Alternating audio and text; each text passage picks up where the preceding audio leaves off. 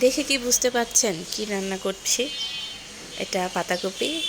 পাতাকপি সিদ্ধ করে নিয়েছি। আজকে আমি রান্না করব পাতাকপির ভর্তা। যেহেতু পাতাকপির সিজনটা এখন শেষের দিকে আর খেতে খেতে সবাই বোরিং হয়ে গেছে, এই জন্য পাতাকপির ভর্তা করে এখন সবাই খাওয়া শুরু করেছে। আর এই ভর্তাটা কিন্তু এখন খুবই ট্রেন্ডিং। তো আমি পাতাকপিগুলো সিদ্ধ করে নিয়েছি, আর আমার ঘরে কিছু চিংড়ি মাছ ছিল, আমি সেগুলোও ভেজে নিয়েছি। একটু চিংড়ি মাছ না হলে ভর্তা তো মজা হবে না।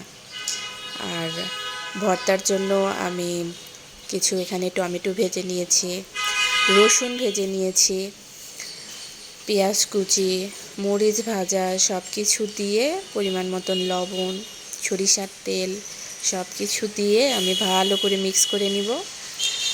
আর এই মিক্স যে করতেছি, এই মিক্সিংটাই এত মজার হয়েছে যে আমার মনে হচ্ছিল পাতাকপিগুলো না দেই, এই মিক্সচার দিয়েই এক প্লেট ভাত খেয়ে নিই আগে। এই মিক্সচারটাও খুব সুস্বাদু হয়েছে। তো এর মধ্যে আমি পাতাকপিগুলো দিয়ে ভালো করে আবার মিক্সিং করে নিব, নিয়ে তার উপর ধনিয়া পাতা দিয়ে আবার মিক্সিং করে নিব। করার পরে হয়ে গেল আমাদের সুস্বাদু পাতাকপি ভর্তা। এই তো আমি ধনিয়া পাতা দিয়ে দিলাম।